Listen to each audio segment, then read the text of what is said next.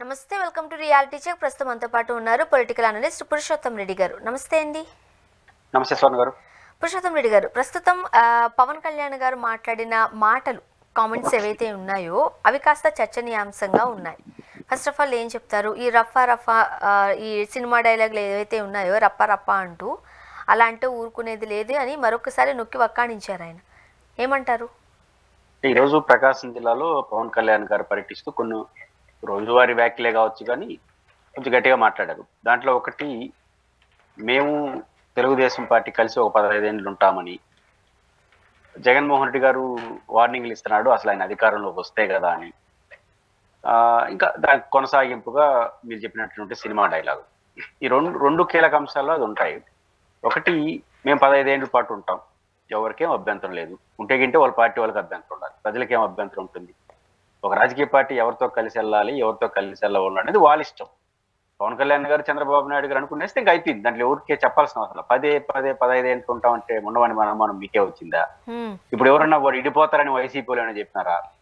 ఇప్పుడు వాళ్ళు ఇడిపోతారని ఎవరు చెప్పలేదు, ఇడిపోవాలని ఎవరు కోరుకోవట్లేదు. కాబట్టి ఆయనకి ప్రతి సందర్భంలో 15 ఏళ్ళు ఉంటాం అంటే ఏం ఉలికిపాటు? అంటే వెళ్ళిపోతారనే ఉండరనే ఏదైనా జనం అనుమానం ఉందా? లేకపోతే ఆయన పార్టీ కార్యకర్తలకు ఏమైనా చెప్తున్నారా? చాలా చోట్ల జనసేన కార్యకర్తలు అసంతృప్తిగా ఉన్నారంటున్నారు కదా, అట్లేం అసంతృప్తి చెందొద్దని ఆయన ఇంకా 15 ఏళ్ల పాటు మనం కలిసి ఉండాలని ఏమైనా చెప్తున్నాడా? ఎవరికి చెప్తాడో అర్థం కావట్లేదు. ఆయన చెప్పే సందేశం ఎవరికి? జనసేన ఆయన్ని ప్రేమించే వాళ్ళకి చెప్తున్నాడా? రాష్ట్ర ప్రజలకి ఏం సంబంధం లేదు, మీకు అధికారం ఇచ్చారు, ఇంక పరిపాలించుకోండి. వైసీపీ వాళ్ళు జగన్మోహన్ రెడ్డి ఎప్పుడు కూడా మిమ్మల్ని విడివిడిగా చూడట్లేదు, కలిసే చూస్తున్నాడు. విడిపోయినా మీరు ఒకటే అంటున్నాడు, కలిసే. మీ ప్రత్యర్థులు మిమ్మల్ని చూడట్లేదు, ప్రజలు మీకు అధికారం. ఇంకెవరు చెప్తున్నారు 15 ఏళ్ళు కలిసే ఉంటామని? వాళ్ళకి వాళ్ళు చెప్పుకుంటున్నారా, లేదా లేని అనుమానాలు రేకెత్తిస్తున్నారా? అర్థం కాదు. రెండో అంశం, 15 ఏళ్ళు అధికారంలో ఉంటాం అనేది మీ చేతిలో లేని పని, కలిసి ఉండడం మీ చేతిలో పని. మీ ఇద్దరు అనుకుంటే అయిపోతుంది. అధికారంలో ఉండాలో లేదని ప్రజలు నిర్ణయిస్తారు. ఈ పరిపాలన బాగుంటే కొనసాగిస్తారు, లేకపోతే ఓడిస్తారు. రెండోది, జగన్మోహన్ రెడ్డి గారు వస్తే ఏదో చేసేస్తానంటున్నాడు. ఈ సినిమా డైలాగులు, పుష్ప సినిమా డైలాగులు అది వస్తే కదా అంటున్నాడు. ఆ పాయింట్ ఏంటంటే, మీరేదో వస్తే కదా అంటారు, చంద్రబాబు నాయుడు గారు వస్తే రాష్ట్రం పరిస్థితి ఏంది అంటాడు. ఈ రెండింటి మధ్య చాలా తేడా ఉంది. మీరేమో వస్తే కదా అంటారు, ఆయన వచ్చేస్తే పరిస్థితి ఏందని చంద్రబాబు నాయుడు గారు అంటారు. అటు వచ్చేస్తే నమ్మాలనా, వస్తే కదా నమ్మాలనా అది అర్థం కాదు. వాళ్ళిద్దరు తేల్చుకోవాలి ఆ విషయం. ఇద్దరు కలిసిన ఒక స్టేట్మెంట్ ఇస్తే బాగుంటుంది. రెండోది, జగన్మోహన్ రెడ్డి గారు వస్తారా రారా అనే దానికి అంతర్లీనంగా ఒక మాట చెప్పాడు. అదేంటంటే, పిడికిలి లాంటిది మా కూటమి అన్నాడు. పిడికిలి బిగించుకుంటే అది ఒక బలంగా కనిపిస్తుంది, భయపడతాం. మీరు కూడా పిడికిలు బిగించి మీ దగ్గరకు వస్తే ఏం కొడతాడేమనుకుంటారు. ఒకసారి పిడికిలు ఇప్పించేసి దాంట్లో ఏముండదు, శూన్యం ఉంటుంది. కాబట్టి మేము ముగ్గురు ఉంటే పిడికిల్ లాంటిది, తీసేస్తే ఏమీ లేవు అని చెప్పదలుచుకున్నారా? పిడికిలతో పోల్చడం అంటే, పిడికిలు బిగించుకుంటే ముగ్గురు కలిసి ఉంటే పిడికిలి, విడిపోతే ఏమీ లేదంటాడు. అంటే మన ముగ్గురు విడిపోతే జగన్ ఏమి చేయలేమని చెప్పదలుచుకుంటే జగన్ బలవంతుడే కదా, మరి రాడని ఎత్తంటారు. అంటే మీరు ముగ్గురు కలిసి ఉంటే తప్ప జగన్ ఏమీ చేయలేరంటే జగన్ ఇంకా బలంగా ఉన్నాడని మీరు పరోక్షంగా చెప్తున్నారు. లేదా చంద్రబాబు నాయుడు గారికి వాళ్ళకి మీరు చెప్తున్నారు, మేము కలిసి ఉంటేనే నేను పిడికిలి, ఒకసారి విడిపోయినామంటే ఏమి ఉండదు చేతిలో, అట్లా మన పరిస్థితి కదే, మా అవసరం ఉందని వాళ్ళకి చెప్తున్నా. అంటే పవన్ కళ్యాణ్ గారి ఉపన్యాసం వీలైనంత వరకు వాళ్ళకే చెప్పుకుంటున్నాడా అనిపిస్తుంది నాకు. రెండోది, జగన్మోహన్ రెడ్డి గారు బెదిరిస్తున్నాడు, మనం బెదిరించలా. ప్రతిపక్షంలో ఉన్నప్పుడు హెచ్చరికలు చేయడం అనేది ఒక రివాజు. లోకేష్ గారు రెడ్ బుక్ పేరుతో హెచ్చరికలు చేయలేదా? చంద్రబాబు నాయుడు గారు మేము అధికారం వస్తే తాట తీస్తామని చెప్పలేదా? పవన్ కళ్యాణ్ గారు గొడ్డలిప్పి ఊరంతా తిప్పిస్తాను కాకినాడలో అని ప్రతిపక్షంలో ఉన్నప్పుడు చెప్పలేదా? కాబట్టి ఎవరు చెప్పలేదు, మీరు చెప్పినట్టే ఆయన చెప్తున్నాడు. కంగారు ఎందుకు? మీరు చెప్పినప్పుడు ఎట్లా అంటారండి అని వాళ్ళు ఏం అడగలేదు, చేసుకోండి వస్తే అన్నారు, మీరు చేసుకుంటున్నారు. రేపు వాళ్ళు వస్తే ఏం చేస్తారో చూద్దాము. పాయింట్ ఏంటంటే, ప్రతిపక్షంలో ఉన్నప్పుడు వ్యాఖ్యలు, భాష అవి పక్కన పెడితే, అధికారంలో ఉండేవాళ్ళు మేము వస్తే అనేది సహజంగా వస్తుంటాయి మాట. ఈ మధ్య ఎక్కువైనాయి తప్ప అది నేచురల్.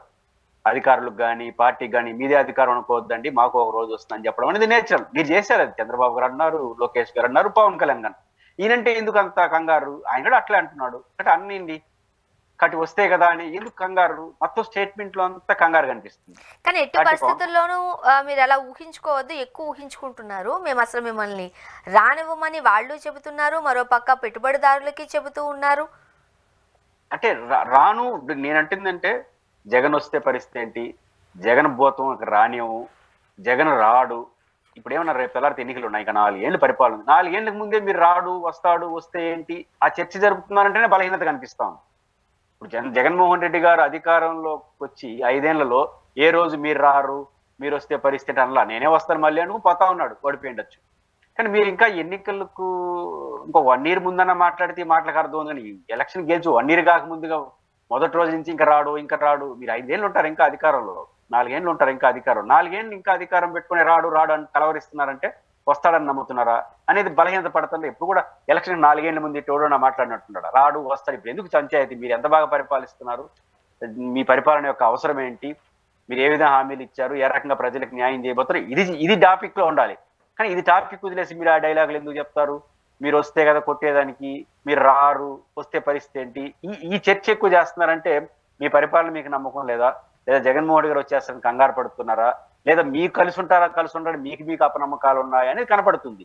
కాబట్టి పవన్ కళ్యాణ్ గారు సినిమా డైలాగులు చెప్పొద్దు అంటే, మీరు సినిమాలు తీస్తున్నారు, వాళ్ళు డైలాగులు చెప్తున్నారు. మీరు సినిమాలు అట్లా తీయకుండా అంటే వాళ్ళు డైలాగులు చెప్పరు కదా. ఇప్పుడు మీ కుటుంబ సభ్యుల్లో ఒకరేంటో అల్లు అర్జున్ గారు అక్కడ సినిమా తీయకపోయినా అంటే ఆ డైలాగ్ బయటకు వచ్చిండేది కాదేమో. అక్కడ మీరు సినిమాలో డైలాగులు పెట్టేసి వాడద్దంటే అట్లా పాపులర్ సినిమా డైలాగులు ఎవరైనా వాడుకుంటారు. కాబట్టి మీరు సినిమాలు తీసేటప్పుడు అట్లా డైలాగులు పెట్టకుండా మీరు చూసుకోండి, మళ్ళీ వాళ్ళు వాడుకున్నా ఉంటారు. కాబట్టి సినిమాలు తీసేది మీరే, డైలాగులు చెప్పేది మరి మీరు ఊరు చెప్పకూడదు అంటే అట్లా చెప్తా ఉంటారు, మీరు వింటా ఉండండి. కాబట్టి పవన్ కళ్యాణ్ గారిది వాళ్ళు చెప్పినట్టుగా అనిపించింది, వాళ్ళకు అనుమానాలు ఉంటుంది. ఒక విషయాన్ని స్పష్టంగా చెప్పారు, మనం అందరూ కలిసి ఉంటేనే పిడికిలి, పొరపాటున మమ్మల్ని వదిలేశారంటే ఏమి ఉండదు చేతిలో అనేది చెప్పదలుచుకున్నారు. అంటే జగన్మోహన్ రెడ్డి గారు ఇంకా బలంగా ఉన్నట్టు మీరే సర్టిఫై చేస్తున్నారు. ఇంకా బలంగా ఉన్నాయంటాడు. ఇప్పుడు మరోపక్క ఇప్పుడు ఇంటింటికి కార్యక్రమం, ఈ ఏడాది పాలనకి సంబంధించి తొలి అడుగంటూ ఒక కార్యక్రమం నిర్వహించడం జరుగుతుంది. అబ్జర్వ్ చేసినట్లయితే అంటే మనకి ఏపీలో వినిపిస్తున్న మాట, ఓన్లీ టీడీపీకి సంబంధించిన నాయకులు, టీడీపీకి సంబంధించిన ఎమ్మెల్యేలు వీళ్ళు మాత్రమే ఇంటింటికి వెళుతున్నారు. కానీ అక్కడ జనసేనకు సంబంధించిన వాళ్ళు కావచ్చు, లేకపోతే బీజేపీకి సంబంధించిన వాళ్ళు కావచ్చు, వాళ్ళ పాత్ర ఏమీ అక్కడ కనిపించడం లేదు. ఇది కూటమిగా కనిపిస్తూనే ఎవరికి వాళ్ళు ఇండివిజువల్గా పాలిటిక్స్ చేస్తున్నట్టుగా ఉన్నారు. దాని గురించి పవన్ కళ్యాణ్ గారు ఇటువంటి డైలాగ్స్ వేస్తున్నారు అనేది కూడా ఒక టాక్ అట. నిజమయ్యే అవకాశాలు ఉన్నాయంటారా? కూటమి పార్టీల మధ్య రాజకీయం ఎవరుగప్పిన నిప్పులాగా ఉంది. వాళ్ళు దాన్ని బయటికి చెప్పుకోలేదు కానీ అర్థమవుతోంది వాళ్ళ సమావేశాలు. మీరు ప్రస్తావించినట్టు గడప ఇంటింటికి కార్యక్రమం కూటమిదా తెలుగుదేశం అయితే జెండాలు ఎత్తుకొని పోవాలి, పార్టీ పోవాలి. ప్రభుత్వం ఎందుకు పోతా ఉంది అంటే ఇది ప్రభుత్వానికి. ముఖ్యమంత్రి గారు సీనియర్ పర్సనాలిటీ, ఆయన కుప్పం ఎంత దూరం, అది 2 days వచ్చి కూర్చున్నాడు కుప్పంలో. ఎగ్జాక్ట్లీ అది మంచి కార్యక్రమం, నేను దాన్ని సమర్థిస్తాను, అభినందిస్తాను. ఎందుకంటే ప్రభుత్వం ప్రజల దగ్గరికి వెళ్ళడం అనేది ప్రజలకి సౌలభ్యం, ప్రభుత్వానికి కూడా అర్థం అవుతుంది. అంతటి గొప్ప కార్యక్రమాన్ని మొదటి ఏడాదిని పూర్తి చేసుకున్నప్పుడు స్వయంగా ముఖ్యమంత్రిగా అంటే ఇలాంటి పర్సనాలిటీ ఆయన సొంత నియోజకవర్గంలో ఉంటే పవన్ కళ్యాణ్ గారు మార్కాపురం పోవడం, పిఠాపురం పోకుండా, లేదా ఇంకో ఆయన కూడా గడప పోవాలి కదా, ఇంటింటికి పోవాలి కదా. ఆయన ఉప ముఖ్యమంత్రి ముఖ్యమంత్రి పోతున్నాడు. మళ్ళీ ఇంకో మాట ఏమంటాడు, చంద్రబాబు వస్తే కానీ చంద్రబాబు వల్ల ఈ రాష్ట్రంలో ఆర్థిక పరిస్థితి మెరుగుపడతా ఉంది, నాకు పరిపాలన అనుభవం లేదు, ఇంకా పోరాటాలు చేసిన రమణీతి, ఇంకా పోరాడేది ఎందుకు, ఎవరి మీద పోరాడతారు, మీరు గెలిచేసిన తర్వాత ఇంకా పోరాటం ఎందుకు, పరిపాలనే చేయాలి. ఒక పరిపాలన అనుభవం లేదంటే చంద్రబాబు గారితో వెనకాల పోండి, కుప్పంకు పోండి. ఒక పరిపాలన అనుభవం లేదు, ఇంటింటికి పోయేదానికి తెలియదు అనుకోండి, చంద్రబాబు వెనకాల 2 రోజులు తిరిగినంటే నేర్పిస్తాడు. కుప్పం పోండి, మళ్ళీ ఆయన తీసుకుని పిఠాపురం పోండి. కానీ గడపగా ఇంటింటికి కార్యక్రమం ప్రభుత్వం టేకప్ చేసినప్పుడు ముఖ్యమంత్రి పోవడం ఏంటి, ఉప ముఖ్యమంత్రి పోకపోవడం ఏంటి, ఇది ఒకటి పాయింట్ కనిపిస్తోంది. రెండోది మీరు అన్నట్టు జనసేన ఒకళ్ళు ఎక్కడ పాల్గొన్నట్టుగా మనకేం అనిపించలేదు. మూడోది ఇంకా గొప్ప పార్టీ భారతీయ జనతా పార్టీ, వాళ్ళు మాకు 5% ఏంటంటే 20% కావాలంటున్నారు. దేంట్లో పదవులు అవకాశాల్లో నేను తమాషాలు ఆడుతున్నారా, అసలు మనం అంటూ లేకపోతే ఈ రోజు రాష్ట్రంలో పరిస్థితి ఎట్టు ఉండేది కూటమిలో అని వాళ్ళు అంటున్నారు. అంటే వాళ్ళు ఎక్కడ పాల్గొనట్లేదు. అంటే బీజేపీ వాళ్ళు పాల్గొనరు, జనసేన వాళ్ళు పాల్గొనరు, ముఖ్యమంత్రి పాల్గొంటాడు, మంత్రివర్గం అంతా పాల్గొంటాడు, జనసేన వాళ్ళ మంత్రివర్గంలో ముఖ్యమంత్రి పాల్గొనడు. అంటే ఎవరి మధ్య గొడవలు ఉన్నట్టు? అంటే దీన్ని బట్టి మనకు అర్థమయ్యేది, మీ క్వశ్చన్ లో కానీ ఈరోజు పవన్ కళ్యాణ్ గారు పిడికిలి 15 ఏళ్ళు కలిసి ఉంటాము, ఈ పదాలు ఎందుకు వాడుతున్నారు అంటే ఎక్కడో తేడా కడతా ఉంది.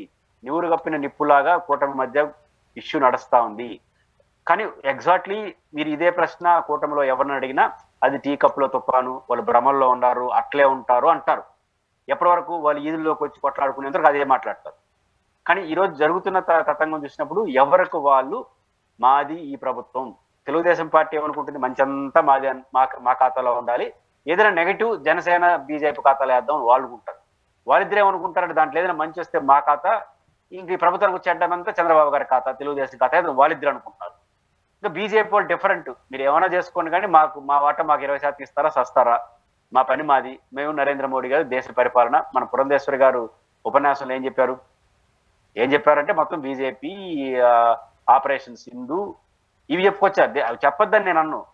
ఏపీ కూటమికి ఆపరేషన్ సింధుకి ఏం సంబంధం, ఇవి చెప్పట్లేదు బీజేపీ వాళ్ళు. నరేంద్ర మోడీ గారు ప్రశంసలు, పవన్ కళ్యాణ్ గారు కూటమి ఉండాల్సిన ఆవశ్యకతలు, చంద్రబాబు గారేమో పరిపాలన. ఎంత గ్యాప్ ఉంది. కాబట్టి ఖచ్చితంగా మూడు పార్టీల మధ్య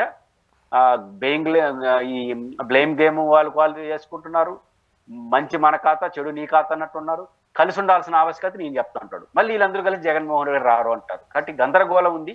ఆ గందరగోళం యాడ్ తీసుకుని ఇప్పట్లో బయటపడదు. ఇంకా 4 ఏళ్ళు ఉంది కాబట్టి ఇంకా ఈ తతంగం ఇంకా కొంతకాలం నడుస్తుంది. కొంతకాలం పోయిన తర్వాత ఇంకో 1 year 2 years అన్ని బయటకు.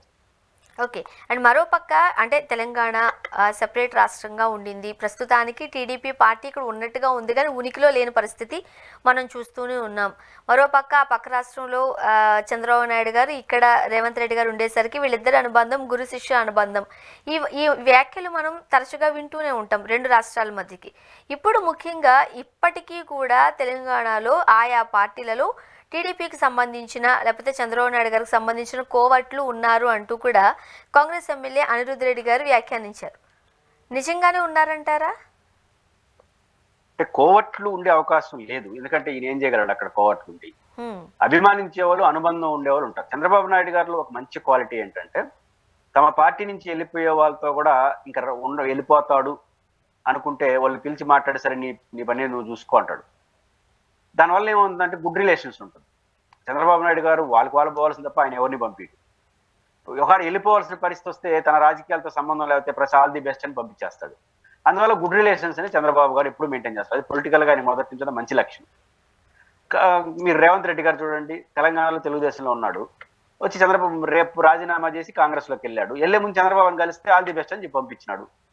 ఆయన ప్రశాంతంగా ఉన్నాడు. ఆ రకంగా ఏంటంటే చంద్రబాబు గారు ఆ గుడ్ రిలేషన్స్ మెయింటైన్ చేస్తాడు. అందువల్ల చాలా మందికి ఇంకా కోర్టులు ఉండారా అనే చర్చ వస్తుంది. ఇంకా ఈ గోదావరి బనకచర్ల ఇష్యూ వచ్చేసరికి దానికి కొంచెం బలం చేకూరుస్తారు. బీఆర్ఎస్ పార్టీ ఈయన చంద్రబాబు మనిషి అని ముద్రేసి ఆయనకు ఆంధ్రప్రదేశ్ అనుకూలని వాళ్ళు ట్రై చేస్తారు. వీళ్ళు కాంగ్రెస్ లో ఉన్న అంతర్గతంగా రేవంత్ రెడ్డి వ్యతిరేకులు కూడా గెలుతా ఉంటారు. అప్పుడు కాంగ్రెస్ మామూలు పార్టీ కాదు కదా.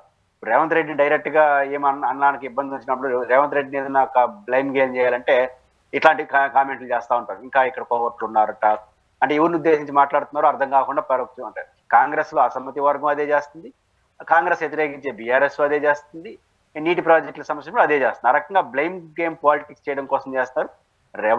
చంద్రబాబు నాయుడు కోవట్లు ఉండే అవకాశం లేదు. ఆయన అభిమానించే వాళ్ళు, ఆయనతో గుడ్ రిలేషన్స్ ఉండేవాళ్ళు ఉంటారు. చంద్రబాబు గారు అవసరం వాళ్ళకు ఉపయోగపడినప్పుడు లేదా వాళ్ళ అవసరం ఈయనకు ఉపయోగపడినప్పుడు కొంత సహకరించుకునే ధోరణి మొదటి నుంచి ఉంది. ముఖ్యంగా ఈ బనకచర్ల ప్రాజెక్టుకి సంబంధించి వాటర్ ఇష్యూస్కి వచ్చినప్పుడు హరీష్ రావు గారు అన్న మాటలు లేకపోతే రేవంత్ రెడ్డి గారు అన్న మాటలు ఇవన్నీ చూసినప్పుడు మరొకసారి ఇది తేటతెల్లమైంది అంటూ కూడా మనం వింటూనే ఉన్నాం. ఈ వాటర్ ఇష్యూస్ ముఖ్యంగా ఎట్లా చెప్తారు మీరు? స్వర్ణ గారు, బేసిక్ గా హరీష్ రావు గారు మొదటి నుంచి కూడా ఈ భావోద్వేగాల్ని బేస్ చేసుకుని రాజకీయాలు చేయడం అనేది ఆయనకు బాగా మొదటి నుంచి అలవాటు. నిన్న చేసిన ఆయన కామెంట్ కూడా అందులో బాగుంది. అంటే గోదావరి నదీ జలాల్లో 1000 TMCలు, కృష్ణాలో 500 TMCలు మాకు కానీ ఓకే చేసేస్తే చంద్రబాబు నాయుడు మేము పట్టించుకోమని రేవంత్ రెడ్డి గారు అన్నారు. దానికి కౌంటర్గా వివరయ్య చెప్పడానికి నువ్వు ట్రస్టీ మాత్రమే, అలా కుదరదు. గోదావరిలో నికర జలాలు 1000 TMCలు ఇవ్వాలి, 900 TMCలు ఇవ్వాలి. అదనంగా సముద్రంలో 3000 TMCలు కలుస్తున్నాయి కాబట్టి దాంట్లో ఆ 2/3 అంటే 2000 TMCల దాకా దాంట్లో రావాలి. మొత్తం మన గోదావరిలో 3000 TMCలు రావాలి, నువ్వెట్ట ఒప్పుకుంటావు అని ఆయన మాట్లాడుతున్నాడు. ఇది పూర్తిగా తెలంగాణ ప్రజల్ని తప్పుదోవ పట్టించడమే. ఎందుకంటే గోదావరి నదీ జలాల్లో ఆంధ్రప్రదేశ్ వాటా 1400, ఉమ్మడి ఆంధ్రప్రదేశ్ వాటా 1480 TMCలు నికర జలాలు. అదనంగా గోదావరి నుంచి మిగులు జలాలు సముద్రంలో 2-3 వేల TMCలు కలిసిపోతున్నాయని ఒక అంచనా. ప్రతి సంవత్సరం ఉండదు, కొంచెం అప్ అండ్ డౌన్స్ ఉంటాయి. ఇప్పుడు పంపకాల గురించి చర్చ వచ్చినప్పుడు గోదావరి నదీ జలాల్లో వాళ్ళు 900 TMCలు, మనకు ఒక 500-600 TMCలు ఆంధ్రప్రదేశ్కు ఉంటే మిగిలిన 3,000 TMCల్లో కూడా మాకు వాటా కావాలి. ఇది ఎంత డొల్లతనం అంటే ఇప్పుడు 900 TMCలు తెలంగాణ వాళ్ళు, ఆంధ్రప్రదేశ్లో 500 TMCలు మనం వాడుకుంటున్నాం. అసలు పోలవరం కట్టినామా? కడితే వాడుకునేది. ఇప్పుడు 3000 టీఎంసీలో 2500 టీఎంసీలో సముద్రం కలుస్తున్నాయి కదా, ఈ 1500 టీఎంసీలో కలిసిపోతున్నాయి. ఇప్పుడు తెలంగాణ వాళ్ళు 900 టీఎంసీలు వాడుకోవాలా, మనము వాడుకోవాలా. ఆ 1500 టీఎంసీలు నికర జలాలు వాడుకోలేదు. వాడుకుంటే కదా, వాడుకుంటే సగం తగ్గిపోతాయి. అప్పుడు 1000 టీఎంసీలో గోదావరిలో కలవు. కాబట్టి ఈ వాడుకోక ముందు కలిసేది కూడా మొత్తం మా ఖాతానని మాట్లాడడం ఇది శుద్ధతాంగి. రెండోది, ఎప్పుడు కూడా మిగులు జలాలు వరద జలాలు దిగువ రాష్ట్రానికి ఉంటాయి.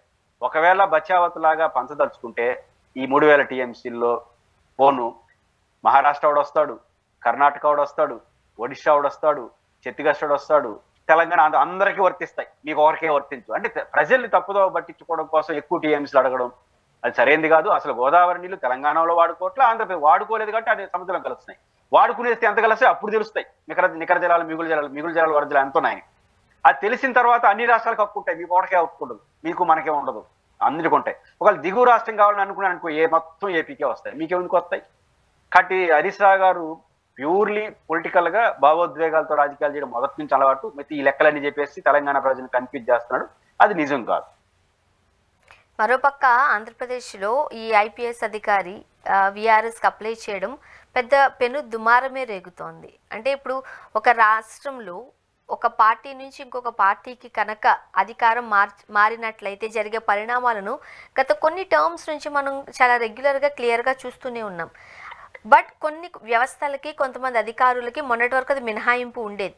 బట్ ఇప్పుడు ఆ పరిస్థితి కనిపించడం లేదు. కక్షపూరిత రాజకీయాలు ప్రభుత్వ అధికారుల మీద కూడా రుద్దబడుతున్నాయి.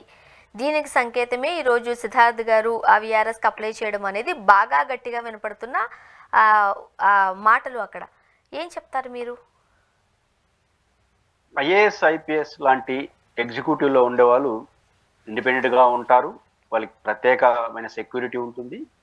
దురదృష్టవశాత్తు రాను రాజకీయాల్లో పూర్తిగా పొలిటికల్గా రాజకీయ పార్టీలు పరిపాలనలో పాలిటిక్స్ చొప్పించడం, రోజువారీ పాలిటిక్స్ చొప్పించడం వల్ల అధికారులు ఇబ్బంది పడుతున్నారు.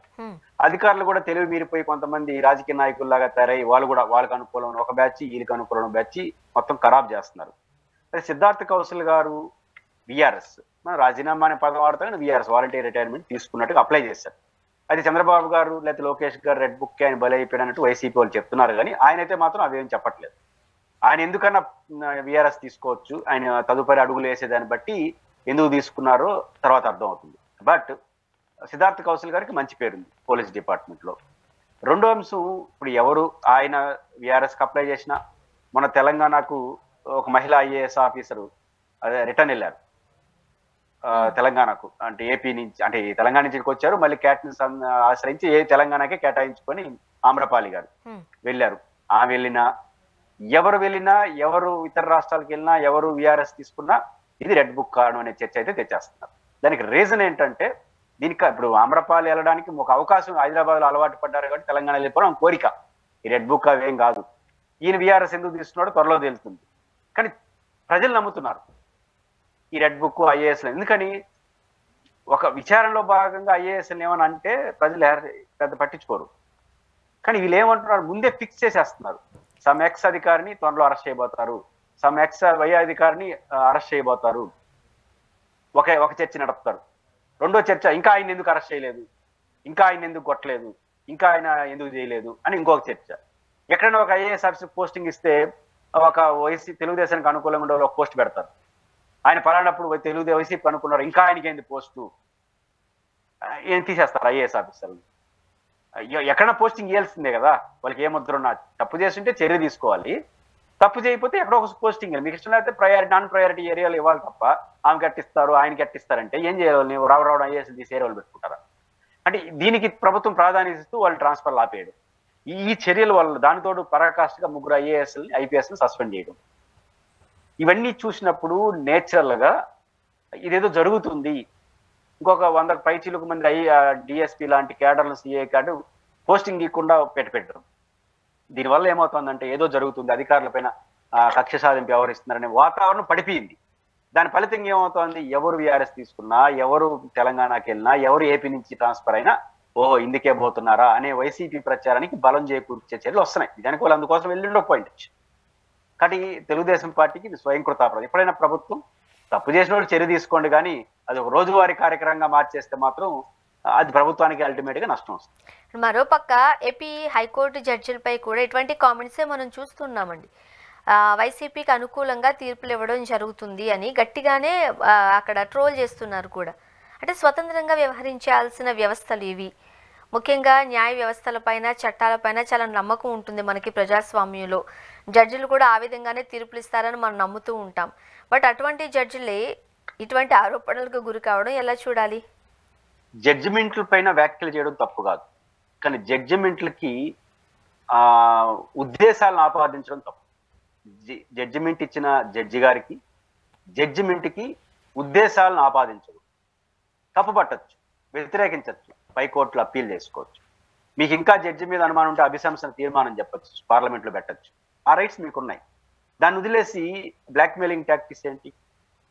ఇప్పుడు జస్టిస్ శ్రీనివాసరెడ్డి గారు ఒక తీర్పు ఇచ్చారు, 2-3 తీర్పులు ఇచ్చినట్టారు, అది మీకు నచ్చినట్టు లేదు.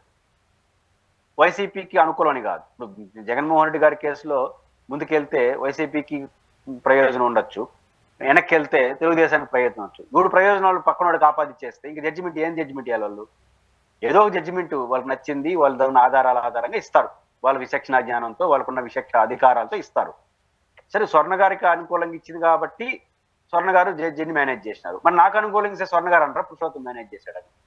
ఇంక రెండు ఇద్దరికి కాకుండా ఏమి ఇస్తాం? మన ఇద్దరు కొట్లాడి జైలు హైకోర్టుకి వెళ్తే తీర్పు మీకో నాకో అనుకూలంగా ఉంటుంది. ఇద్దరే కదా పోయినాము. ప్రభుత్వం కేసు పెట్టింది, జగన్ గారు సవాల్ చేయాలి. వీళ్ళిద్దరు తీర్పు ఏదొచ్చినా ఇద్దరు కోరుకు అనుకూలంగా ఉన్నట్టే ఉంటుంది. అనుకూలంగా ఉండేవాడిని పక్కనోడికి ఆపాదించేస్తే ఇంకా జడ్జిమెంట్లు ఏమి ఇవ్వాలి? 2, ఈరోజు మీకు అంత అపనమ్మకం ఉంటే సుప్రీంకోర్టులో అప్పీల్ చేయండి, తప్పే ఉంది. ఆ జడ్జిమెంట్ పైన అప్పీల్ చేయొచ్చు కదా. అన్నిటికన్నా మించి ఈరోజు జగన్మోహన్ రెడ్డి గారికి ఊరట కలిగించే కొన్ని తీర్పులు ఉంటాయి. అంటే ప్రభుత్వాన్ని చేసిన కేసు చాలా తీర్పులు మీకు అనుకూలంగా ఉన్నాయిగా. మీకు అనుకుంటే మీకు ప్రయోజనం, అంటే మీకు అనుకూలం అనే పదం వాడకూడదు. అంటే మీకు ఆ తీర్పు మీకు అడ్వాంటేజ్ గా ఉండేవి ఉంటాయి కదా, సానుకూలంగా ఉన్నట్టు. అప్పుడు మీరు మేనేజ్ చేసినారా జడ్జీలు అనొచ్చా? కాబట్టి ఇది అసందర్భం. జడ్జీల పైన అపవాదు చేయకూడదు. ఒకవేళ జడ్జీల పైన మీకు అనుమానం ఉంటే వారిపైన సుప్రీంకోర్టులో కంప్లైంట్ చేయండి, లేకపోతే అభిశంసన తీర్మానం పెట్టుకోండి. జడ్జిమెంట్ ఎందుకు తప్పో చెప్పండి. అది వాళ్ళకి ఊరట కలిగించింది కాబట్టి వాళ్ళ మనిషి అని వేసి ముద్ర వేసేస్తే మీకు ఊరట కలిగించిన వాళ్ళు మీ పైన ఇంకా జడ్జీలు ఎవరు నమ్ముతారు? కోర్టుల విశ్వసనీయత దెబ్బతింటుంది. కాబట్టి ఈ జడ్జిమెంట్ల పైన వీళ్ళు చేస్తున్నదంతా అసందర్భం, అసహజం. ఖచ్చితంగా హైకోర్టు దీనిపైన సీరియస్ గా తీసుకోవాలి. గతంలో మీకు గుర్తుంటే వైఎస్ఆర్ కాంగ్రెస్ పార్టీ అధికారులు కొంతమంది జడ్జీలకు ఆపాదిస్తూ కొన్ని పోస్టులు పెట్టారు. చాలా సీరియస్ అయింది కోర్టు, ఆ తర్వాత ఆగింది. ఇప్పుడు కూడా అదే చేయాలి. ఎందుకంటే జడ్జిమెంట్ మీద నేను చెప్పే కదా, జడ్జిమెంట్ పైన భిన్నాభిప్రాయాలు చెప్పొచ్చు, హైకోర్టు సుప్రీంకోర్టులో సవాల్ చేయొచ్చు, అవసరమైతే అభిశంసన పెట్టచ్చు తప్ప తీర్పు పైన కాదు, జడ్జి పైన నమ్మకం లేకపోతే. కానీ దురుద్దేశాలు ఆపాదించకూడదు జడ్జికి కానీ, జడ్జించిన తీర్పుకి కానీ. ఇది చాలా ప్రమాదకరం. కాబట్టి తెలుగుదేశం పార్టీ చేస్తుందని నేను అన్నగాని, తెలుగుదేశం పార్టీకి అనుకూలం అని చెప్పుకునే వాళ్ళు ఈ మాటలు మాట్లాడుతున్నారు, పోస్టులు పెట్టేస్తున్నారు. దీని ద్వారా ఏమవుతుంది? జ్యుడిషియరీ మీద అపనమ్మకం వచ్చింది. ఈ రోజు మీరు ఏమనుకుంటున్నారంటే అది ఆయన కారు యాక్సిడెంట్ లో చనిపోయిన కేసులో జగన్మోహన్ రెడ్డి గారికి రిలీఫ్ రావడమో, ఇంకొక బెయిల్ రావడం ఆధారంగా చేసుకుని సమ్ ఎక్స్ జడ్జికి మీరు అపవాదు నెట్టేస్తే, రేపు ప్రభుత్వానికి అనుకూలంగా ప్రతిపక్షానికి వ్యతిరేకించిన తీర్పులు వస్తే వాళ్ళందరూ ప్రభుత్వానికి ఆపాదించరా?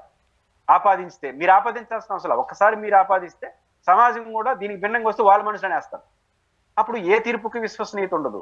కాబట్టి ఇది ఎవరికి మంచిది కాదు. నేను పర్సనల్ గా ఫీల్ అయ్యేదంటే ఇట్లాంటి అసహజమైనటువంటి అసందర్భమైన వ్యవహారాలు నడిచినప్పుడు గతంలో కోర్టులు ఎట్లా సీరియస్ గా తీసుకున్నాయో సీరియస్ గా తీసుకోండి. కోర్టులే సీరియస్ గా తీసుకొని వీళ్ళపైన చర్యలు తీసుకోవాలి. ఎవరిపైన ఎవరు తప్పు ప్రచారం చేసినా వారిపైన కఠినంగా కోర్టులు వ్యవహరించకపోతే ఎవడు పాటికి వాడు విచ్చలవిడిగా మాట్లాడుకుంటే మనకు అవకాశం ఉందని, అది మొత్తం కోర్టు వ్యవస్థ పైన అపనమ్మకం ఏర్పడిపోతుంది. జడ్జిలకి ఏం కాదు, జడ్జిలు ఏమో రాజకీయ నాయకులు కాదు, మళ్ళీ వచ్చి ఓట్లాడరు. వాళ్ళు రిటైర్ అయిన తర్వాత జడ్జిగానే ఉంటారు. కానీ క్యారెక్టర్ దెబ్బతింటే కోర్టుల యొక్క తీర్పుల పట్ల ఎవరికి వాళ్ళు ఇంటర్ప్రిటేషన్ చేసుకుంటా ఉంటే అది చాలా ప్రమాదకరం. జ్యుడిషియరీ వ్యవస్థ దీన్ని సీరియస్ గా తీసుకొని ఇట్లాంటి వాళ్ళ పట్ల కఠినంగా వ్యవహరించడం ఒకటే దీనికి పరిష్కారంగా కనిపిస్తుంది. అంటే మరోపక్క వంశీ గారు వచ్చారు బయటికి, జగన్ గారిని కలిశారు, ఎలా చూడాలి? ఖచ్చితంగా వంశీ గారికి విషయంలో రాజకీయంగా మంచి భవిష్యత్తే ఉంటుంది. ఒక కారణం ఏంటంటే, ఫస్ట్ కారణం మనం కూడా చాలా సందర్భాల్లో ఇంటర్వ్యూ చేసినప్పుడు మీరు ఫస్ట్ కామెంట్ ఏంటి, వల్లభనేని వంశీ గారిని అరెస్ట్ చేసినప్పుడు ఇది సహజం, ఇది అనివార్యం, ఊహించిందే. ఇంకొక మాట పట్టాలంటే ఆయన తప్పు చేసినాడు.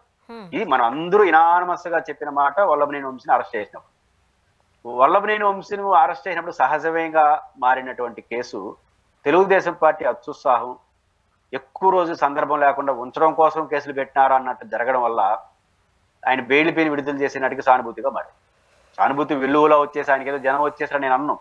కానీ అరెస్ట్ చేసిన నాటి వ్యతిరేకత ఈరోజు లేదు. రీజన్ ఏంటంటే ఆ రోజు తప్పు చేసినాడు, ఈరోజు తప్పు చేయలేదని కాదు. ప్రజలందరూ ఆయన భువనేశ్వరి గారి పట్ల చేసిన వ్యాఖ్యల పట్ల ఇర్రెస్పెక్ట్ ఆఫ్ పాలిటిక్స్ ఇది కరెక్ట్ కాదు అనుకుంది. ఆయన అరెస్ట్ చేసినప్పుడు కూడా దీని ఫలితమే అనుకుంది. దాని వరకే పరిమితం అయి ఉంటే వల్లభనేని వంశీ గారు విడుదలైనా కూడా ఆ నిరుత్సాహం ఉండేది. ఇప్పుడు ఏమైపోయింది, 140 రోజులు లోపల పెట్టి ఒక కేసు అయిపోయినాక ఇంకొక కేసు, ఇంకొక కేసు అయిపోయిన ఇంకొక కేసు పోవడం వల్ల ఎక్కువ రోజులు జైల్లో పెట్టడం కోసం ప్రభుత్వం పాల్పడింది అనే వ్యతిరేకత వచ్చిన తర్వాత ఇది అసహజంగా మారిపోయింది. కేసు సహజంగా ఉండాల్సిన కేసు అసహజంగా మీరు మార్చుకున్నారు. ఇది వల్లభనేని వంశీ గారికి జనరల్ ట్రెండ్. రెండోది, ఇప్పుడు ఆయన కలవడం, చాలా మంది ఇంకా నియోజకవర్గంలో ఇన్ఛార్జి మార్చేస్తారు అన్నారు, ఇంకా మార్చరు నాకు తెలిసినంత వరకు. ఆయనే వెళ్ళిపోతే నేను చెప్పలేను లేదు. ఎందుకంటే ఒక క్లిష్టమైన సమయంలో పార్టీలో ఉన్నాడు కదా. ఇప్పుడు ఎందుకు పోయినా ఆయన లోపలికి వైసీపీతో ఉన్నాడు కాబట్టి పోయినాడని ఇంపాక్టే వస్తుంది. కానీ జగన్మోహన్ రెడ్డి గారు ఇట్లా వాళ్ళ పట్ల ఆయన వెనక్కిపోవడం, ఖచ్చితంగా నిలబడతాడు. కాబట్టి అరెస్టు వల్లభనేని వంశీ గారికి డిసడ్వాంటేజ్, ఎక్కువ రోజులు పెట్టడం మరియు జగన్మోహన్ గారి కలవడం అనేది ఆయనకు అడ్వాంటేజ్. మరి మామూలుగా కేసుగా చూస్తుంటే ఈ రోజు కూడా వల్లభనేని వంశీకి డిసడ్వాంటేజ్ చూసేసుకొని ఉంటాడు. ఏదైతే వల్లభనేని వంశీ గారి పట్ల ప్రజలు ఆభవించారో దానికే కంటిన్యూ అయింటే వీళ్ళు దాన్ని ఎక్కువ చేయడం వల్ల సహజం కాస్త అసహజంగా మారింది. జగన్ గారి ముందు మంచి నమ్మకమైన వ్యక్తిగా మిగిలినాడు. వచ్చే ఎన్నికల్లో కూడా ఆయనకి మంచి అవకాశాలు ఉంటాయి. చూద్దాం సార్ ఏం జరుగుతుందో. థ్యాంక్ యూ సో మచ్ అండి, అభిప్రాయాలు పంచుకున్నారు. Thank you very much. ఇది వాళ్ళ రియాలిటీ చెక్. Stay tuned.